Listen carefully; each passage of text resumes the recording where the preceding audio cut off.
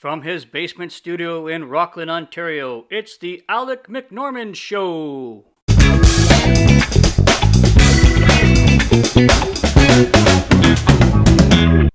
Hey, everybody, welcome back to episode 8, part 2 of my interview with Cope Wilson. I hope you guys enjoyed part 1, and now let's get on to part 2.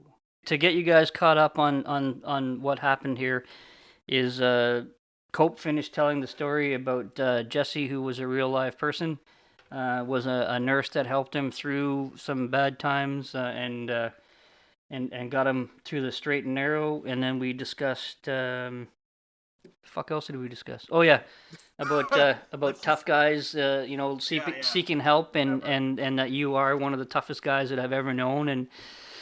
And like I said, some guy, I can't remember who it was on a podcast, fucking sent me an email calling me out, saying I was nothing but a bitch at Seesaw and fucking, not a operator and blah blah blah, which I never said I was. But at the end of the day, man, I consider myself to be very fortunate to be, what I did in special forces and help people out and got to know and meet guys like you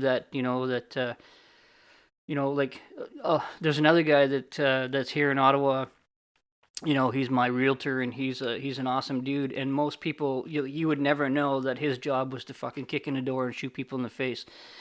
And that's the thing that I really love about hanging out with you guys is, that you're also, tough motherfuckers and can visit violence onto people that deserve it, but are also like so humble and so down to earth and just awesome guys that are you can sit down and have a beer with. So yeah, and one of the things that other people miss is your reasoning for doing the podcast, which is, like I said, is you're a hard charger, always have been. I'm pretty sure you always will be, even though you're out in the BC now with your fucking man bun and your Birkenstocks and stuff. But at the end of the day, you sitting here and telling people that it's okay to ask for help with everything that you've done and all the stuff that you've done in your career and everything. Um, I think it's great, and we need to have more people like yourself putting yourselves out there and saying, if I can do it, you can too. So there, now you guys are all caught up.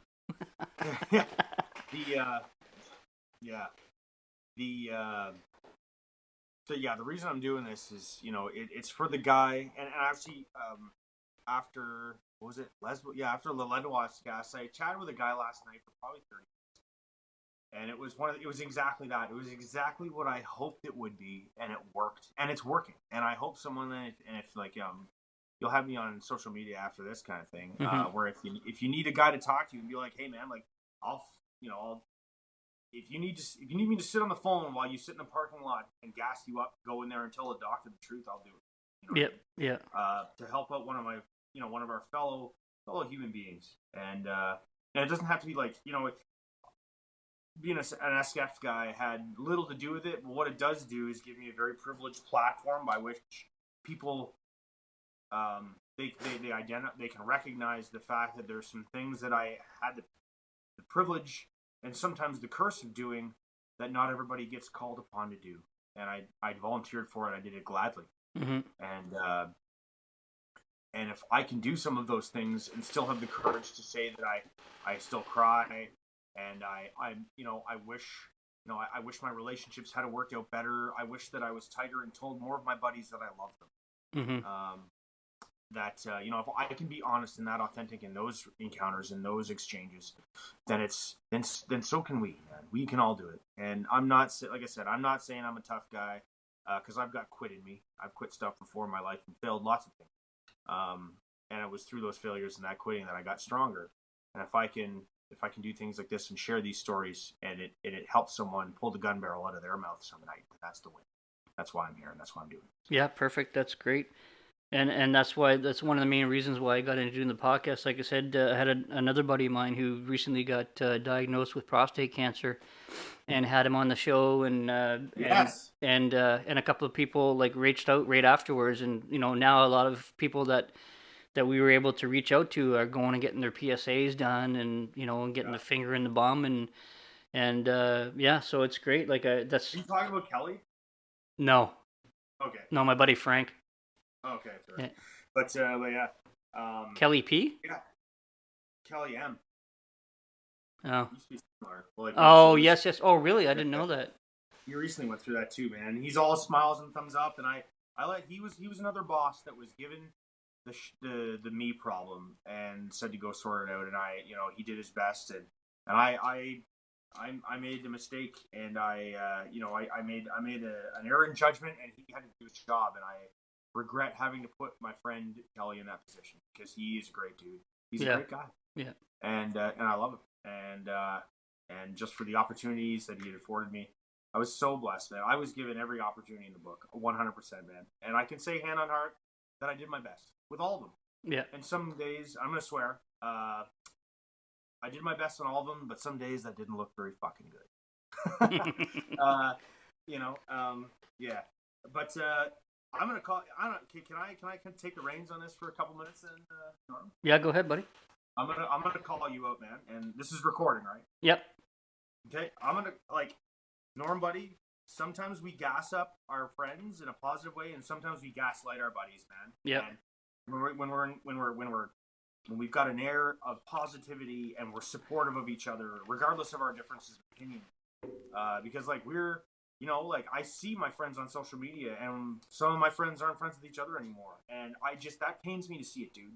Mm-hmm. That pains me to see that stuff, and it breaks my goddamn heart, and I wanted you to know that. Yeah, well, like I said, I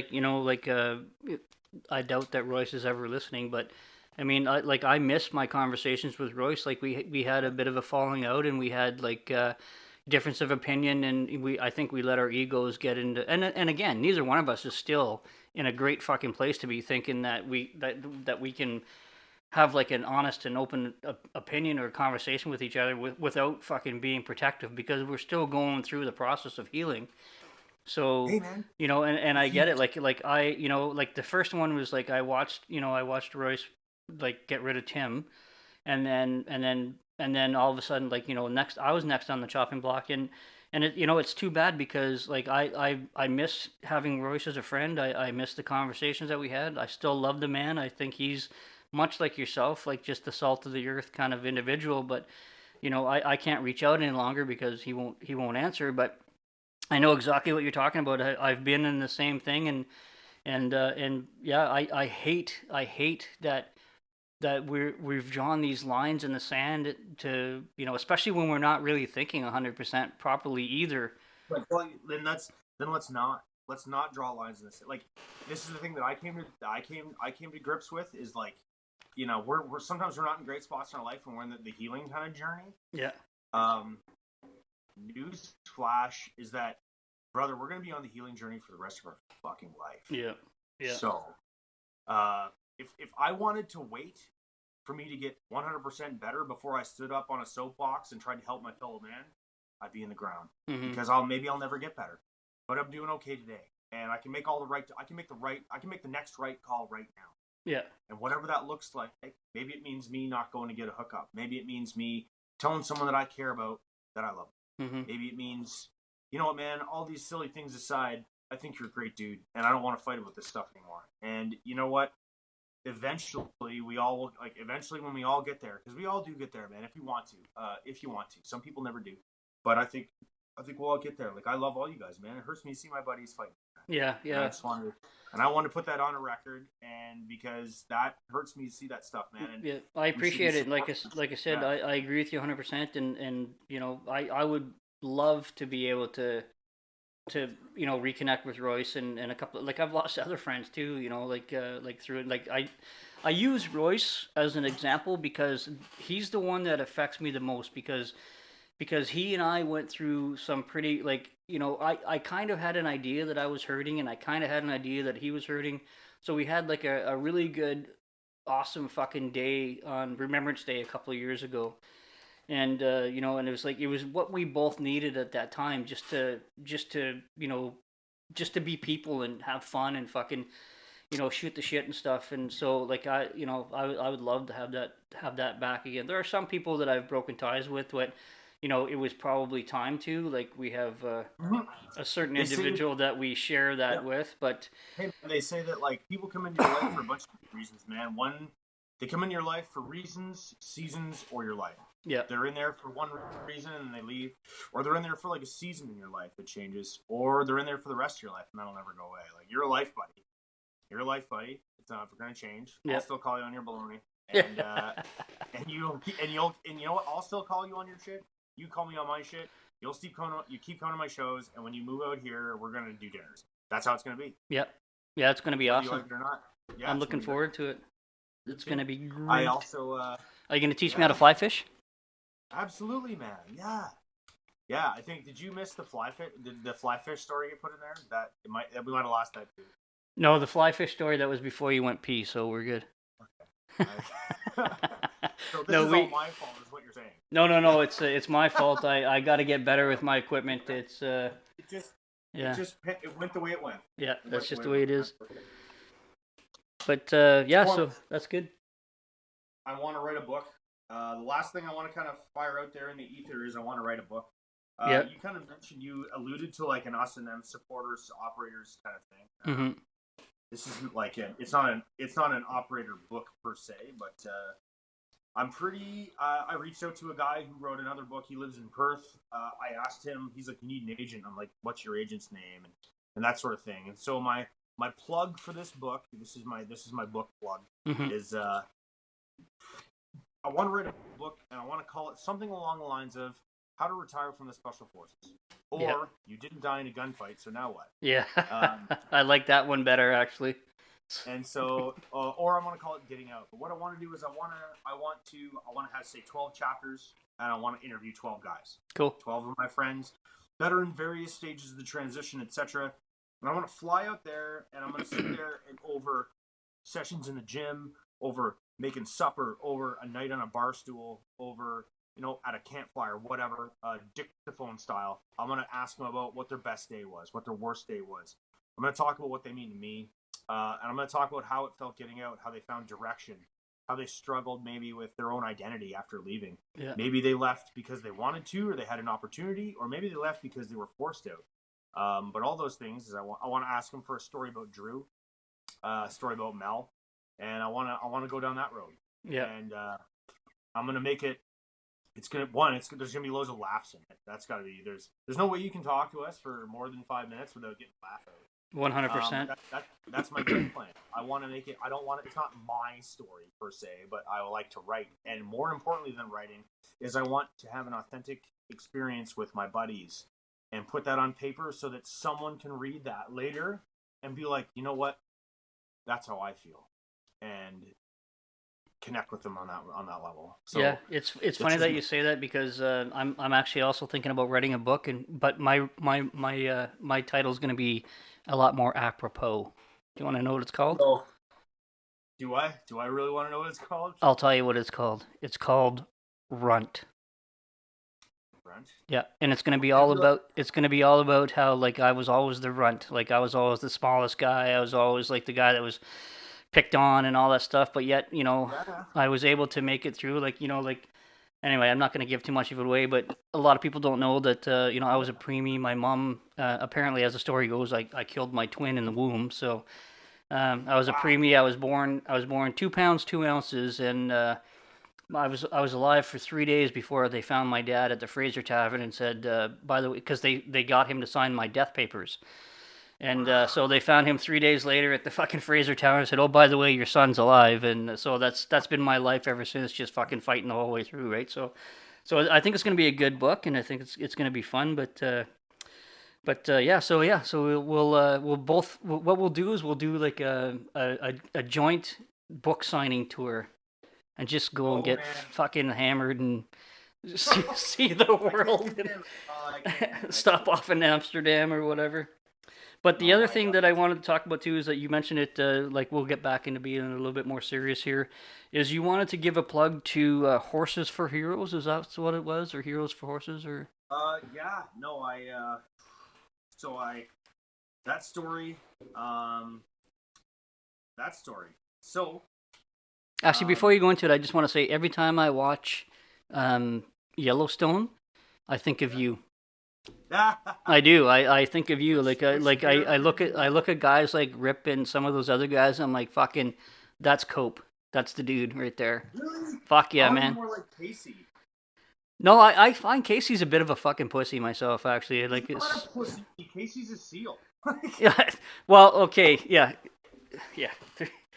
He's a he's seal not a. who's got some pretty shit. Like I was actually pretty impressed the other day when well, I mean, I just got caught up on season 3, but when he told the other Nah, guy to don't ruin it for fucking me. Nah, nah, nah, oh, nah, sorry, nah, sorry, nah. sorry. Okay, okay. You haven't seen it Okay, yet, okay, but don't ruin it. Because I'm like, because I don't have TV. I never have TV. I sold my TV when I was leaving. oh, okay. Yeah, so like I'm getting caught up here at Toby's place. That's like my me thing, and I save it for like days I'm not feeling great. I watch a couple episodes of Yellowstone. It lets me zone out. Okay, But yeah, so I like Casey. yeah, Casey, Casey's okay, but he's yeah. yeah, he just wants to be left alone, man. Mm-hmm. He just wants to raise his family with his beautiful native wife and his little boy, and break horses on the res. And that's me, man. So That's you're me. still so you're still on season 1. I don't. Yeah. Well, no. I mean, I started season 2. So yeah, no. I've hit the part where he's not.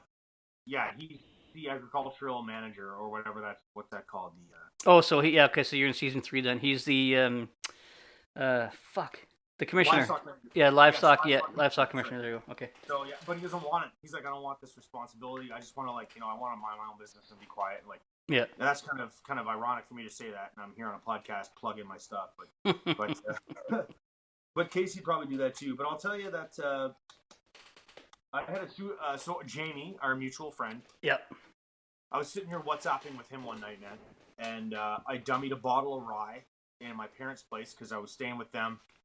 Because I couldn't stay by myself because I didn't trust myself by myself, and I dummied a bottle of sleeping pills. I wrote a note to my mom and dad, and I laid down in my fucking bed.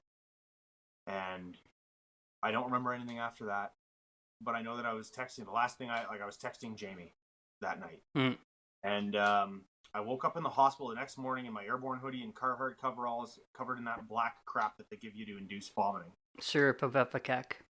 There we go. And the next day, I was out on the ranch where I help out Marie, my farrier friend, with her herd of 11. And I saddled up Glory, and Glory is a Montana. She's a Canadian. Canadian. She's a Morgan horse, but she's from Montana. She was a rescue out of Montana, and I saddled up this thing, and I'm wearing a John B. Stetson, and I've got my chats on, and I'm coming out of the corral to go for a ride, changing my life, and I got bucked off this horse. And so the saddle's around Glory's guts. She's losing her friggin' mind, and I'm holding onto the tagline. And I picked up my phone and I ranted in it because I applied to this program called Heroes for Horses, which is taking vets that are troubled out of basements, and they're taking them on a 41-day pack animal guide training course of self-discovery in the Montana mountains. And I had asked and done my homework on the course, and they said, sorry, this is only open to Americans. Micah Fink is the CEO of this program, and I ranted in a video, or maybe it was audio. I can't quite remember. It was kind of a hazy time in my life. And I went all out. I pulled out all the stops, and I said some rude things to that gentleman about how, along the lines of, you know what? I was an SF guy in Canada, and I've chewed some of the same goddamn dirt as you guys have downrange, and I deserve to be on this program just as much as any one of your guys, and it's going to save my effing life. And I got a phone call from Micah Fink the next day. He said, you're in. Nice. I'm the first Canadian to get to go. Nice. But he said, you have to fundraise for it. I'm like, yeah, whatever. I'll pay for it in my own pocket. He's like, it's 30 grand. I'm like, fuck. Like, I have a hard time scraping together vehicle payments. How the hell am I going to get 30 grand? My little brother, who's an image tech and a videographer, put together some scenes of me. We went out with the camera one day during it was snowstorm and got some beautiful pictures. I don't know if you've seen the YouTube video my brother made for the Heroes and Horses plug. No, not yet, but I will now. Okay, I'll send it to you. And he made that. And I narrated it, and I played the music underneath it, and it told my story. Go join the Army on 9/11, and I got a lot of problems, and I need your help for this program. And within less than 2 weeks, through GoFundMe and private donations and the help of the Seesaw Association, a private trust in Ottawa, I had several $1,000s through a GoFundMe a lot of it was anonymously donated. Nice. And but this private trust in Ottawa foot the rest of the bill so that I can go to that. It got Rolex from COVID last summer, but I'm leaving on that, and I got an opportunity to go to Alaska and work out there. And the way the program works is it takes these guys and you go in the bush and you learn these pack guiding skills for 41 days, and then when you come out, you like riding horses in the mountains to take hunters and fishers out to some places to go and fish and hunt.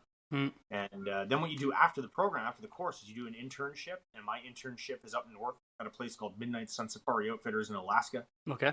And I had since befriended them, and I followed them on social media. And the son of the man that owns Midnight Sun up north, him and I swap steelhead stories about fishing, fly fishing these huge, gorgeous chromers, and he pulls out, and I've not caught a fish half the size of this young man, and he's like, he's a young man, Yeah. and I just can't wait to go up there and meet these guys. But that program has already changed and saved my life, and I haven't even gone on it yet, and Nice. I can't speak enough about it. And I hope that they continue to let Canadians go, or I hope that he has the chance to branch into Canada, and if he needs a guy to go around Bay Street and put on a Stetson and walk up in front of bigwig oil guys or money guys that to show them what this does, nuts and bolts at the coal face and where the metal meets the road, what it does for veterans, what it did for me, I'll do that, and I'll pay him in my goddamn pocket to do it. Yeah. And there you go again, like it's the same thing that you did for your mental health, and it's the same thing you do for now, and that's you advocated for yourself, and that's what you need to do, I think, and where people like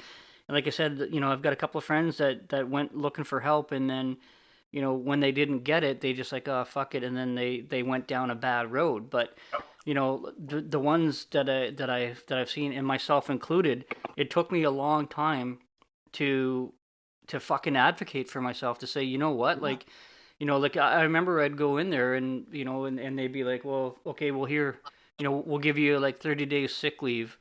And I'm like, okay, well, but how does that help me? Like, so sitting alone in my fucking apartment after Cindy and I split, I'm by myself, I'm fucking drinking, all this shit going through my head. How is that helping me? Like, I'm still stuck inside my own head, inside my own fucking house. The kids are gone, they're in fucking university and college or, whatever. And I'm sitting here for 30 fucking days thinking, well, how is this helping me? So I had to go back and say, listen, like, okay, so I've been sitting at home now for 3 days. I've been fucking drunk since I left. Haven't eaten. The only exercise I get is by letting my dog in and out of the backyard. So fucking, what's next? And they're like, well, we can give you another 30 days. I'm like, no, I fucking need some help. So anyway, it's like I said, like, it's if like without advocating for yourself, that's what you need to do. And that's the one thing that I like to put out for people is like, if you really need help and you go and you get like no at first, then go to the next door and fucking get the help that you need, because I've seen too many fucking friends, and you have as well, when they get the no, their next thing is, like you said, they're eating a fucking gun, and that's not helping anybody. That's exactly what we need to avoid. And so, yeah, man, I tried to advocate. So I learned how to advocate for myself in treatment. Mm-hmm. And so then the next thing you should say when we talk about self-advocation is that understand that you are powerless over outcomes. Mm-hmm. So, you can advocate for yourself all you want, but at the end of the day, like, it's an outcome that you have no power over. Mm-hmm. So you need to accept that. Yeah. So that we don't get all poopy and throw our toy in the corner and, go home and pout. But continue, you know what I mean? Like, I'm working on a blog post right now for an online media source for inspiration and motivation called The Forge. And they showcase some of my stuff. That was what got me. That was right after Lead Wasp. That was actually like kind of in between that and this. So it's been the last couple of days. So I've been writing a lot of stuff about my story for this, 1,600 word blog, and I've noticed like all my stories are about like their hardship, and I'm like, man, when do I get to the positive part? And I'm like, hold your horses, man. You're powerless over this outcome, and really, it hasn't been that positive for a long time. So like, if your life was 80% struggle, 20% positive, then just expect that the stuff that you write about it is probably going to be 80% hardship and 20% joy. Yeah. And joy is what I pursue now. Mm-hmm. And but I get it, man. I get what you're saying. Yeah, I know, and I'm glad that you, like I said, I've noticed a difference since our last conversation. So I'm glad that you're putting joy first and putting your mental health and your physical health Again, I fucking have always loved your tasteful nudes on Instagram, and I continue to Yeah. look forward to many more of those. Although this time I will have to say I think I saw a little penis this time. So Whoa, whoa, whoa! You can't I say don't know. that. I don't know. I think you got to get a new cameraman. So the cameraman for the last one. Normally, I end up getting unsuspecting like traveler friends that I really kind of don't know that well, or the odd like random tourists to Yeah. take my pictures and duping them into it. This time I went on an off island camping trip with a hippie who I'm kind of sweet on, Hmm. and she's super cool, man. And we're all about the positive stuff. Yeah. So positive, in fact, that we have like a rule where we try not to swear, and if we do swear, it's in an Australian accent because it just sounds so much cooler when you swear in Aussie. And so we don't, yeah. And she's like, let's make a T-shirt company, and I'm like, I'm in, whatever. And so we're trying to brand a thing called West Coast AF, Nice. but it's not as fuck. It's as fig, because when we need to use an expletive, we say fig instead of the F word Nice. because we don't swear. So it's pretty funny, and that's kind of like we're trying to work on a brand icon right now, which is kind of a cool thing. I've never done that before. I find myself taking a lot of pictures, expressing a lot of cool creative ideas, and I have the space to do that. And I'm really effing lucky that Hmm. I get to live in the kind of times I'm living in, man. And I don't regret any of my experiences. There's some things, obviously, some regretful words that I'd said, or some mostly regretful things I didn't say to someone I cared Hmm. about. But I'm just beside myself with admiration and gratitude and appreciation for all these people that have helped me out in this goddamn journey since I started this trip.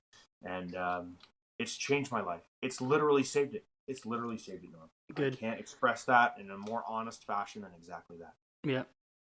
And you know what? I think that's probably a good place to end it. You know what? Not your life, but the podcast. The podcast. I'm done with that. I'm done with that, dude. Yeah. But no, like I said, I really appreciate you coming on and sharing your story, and I'm really hoping that people will, take this for what it is. It's just, two old guys. Well, I'm an old guy, you're a young guy, but guys that did the best that we could while we were serving, and unfortunately, it took a toll on family, on friends, and ourselves really, and we're just trying to fucking get back to who we were. And the one thing I keep saying to Linda is, my mom passed away back in 2013, and then my dad left in 2015. But the one thing that I keep saying to Linda is, like now that I'm better, well, not I'm better than I was. I'm still not 100%.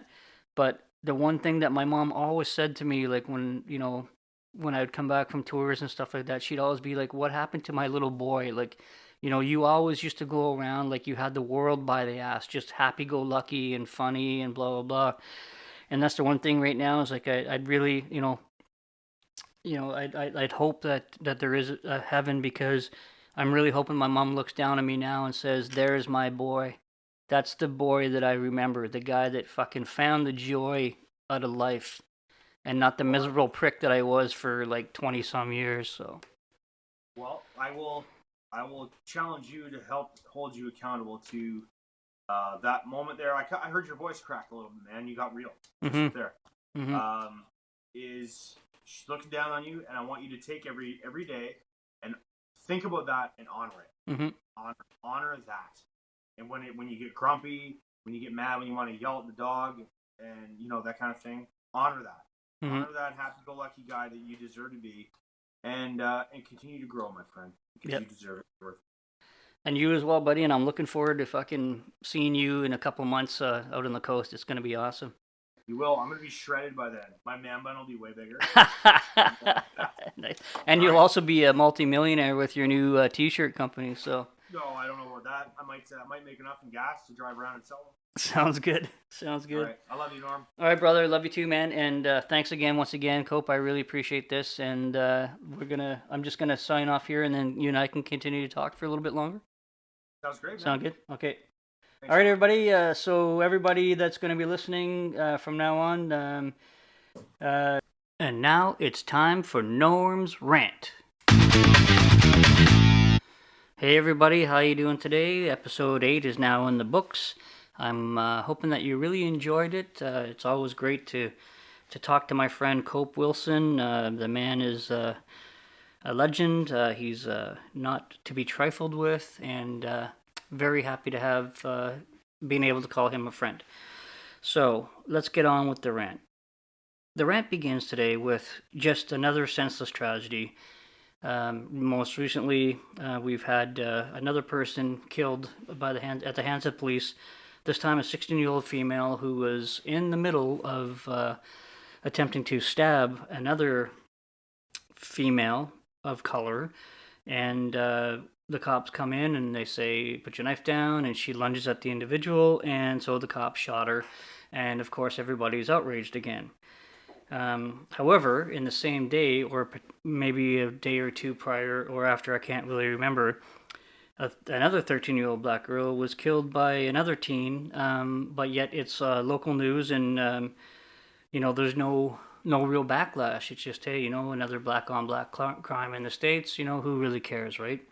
So what really surprised me though is CNN actually, when it came to the first killing, Don Lemon of all people and that Cuomo guy, they're discussing, and they actually went to the aid of the police officer and said that they had seconds to choose. You didn't really know what was happening. They got the call. They showed up, and here this person is about to stab another individual, and they had to react, and so, like, even CNN, I'm like, where the fuck is CNN? Usually they're the ones that are like automatically just jumping on the cops for no reason, even though when you have the case of that other dude, I can't remember his name now, that had one hand in cuffs and then tried to jump into his car and take off and got shot when the female police officer, actually I shouldn't say female police officer, because it doesn't really matter if she's male, female, black, white, whatever. She made a mistake. She meant to tase him and she shot him, and of course for that she should be held accountable, and she will be. But yeah, again, there was all this outrage and stuff like that, and yet the CNN, even though they looked at that and they saw all that footage, they still deemed that that it was just another example of systemic racism, and how cops are out to just go out and kill young black men, and it's just simply isn't true, especially when you have those cases. But they didn't let up at all. But I was very happy to see them come to the aid of the police officer in this thing. In this latest one with the female 16-year-old that got shot. It would be nice to have the second sober look for every case like that, instead of just jumping on the bandwagon and start yelling right off the bat without having any facts. And so I was happy but also sad to see CNN go with this one and say, yeah, the cop really didn't have much of a choice. But in a lot of them, they don't really have a lot of choice. Yet that doesn't seem to stop CNN, the media, celebrities, and politicians from just jumping in and talking about shit that they absolutely have no fucking clue about. So what a great segue into my next portion of my rant, which is celebrities and politicians, and how and the media, and how like they're hypocrites. They're all hypocritical. Here they are. They're talking about not wanting violence and this, that, and the other thing, and defunding the police, and with their hands up shit, and say their name, and supporting BLM and Antifa, and then always talking about systemic racism and stuff like that. So here's the thing. Here's an idea. Why don't you stop bitching about it and fucking moaning about it and do something about it? Put your money where your mouth is.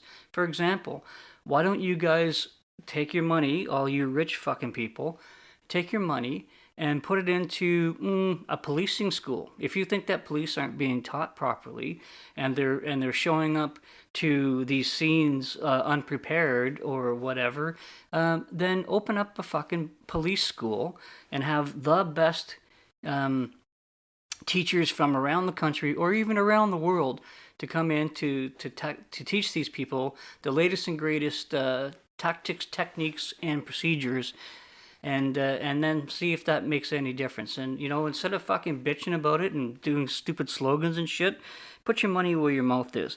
Well, here's another idea. For every $1 million that you make, and I think LeBron James, if I'm not mistaken, makes fucking $80 million a year. So why don't you set aside maybe $1 million, just $1 million, set $1 million, and take 5 low-income families from your hometown or whatever, it doesn't really matter. And have those families, like have the parents be your employees. And if they are addicted to drugs or alcohol or whatever, then you pay for their rehab, and while they're in rehabbing, and you're helping them get an education and go to school and get a better job, you will also take care of their kids. You can take care of the kids. You can make sure that the kids have food, shelter, tutors, clothing, money to go to university. So there you go. You've got two generations of family members that would be better off if you just shut your fucking mouth and put your money where your mouth is, and give these people the hand up that they need. Because let's face it, the fucking government's not going to do it. That's already been solidified in everybody's mind.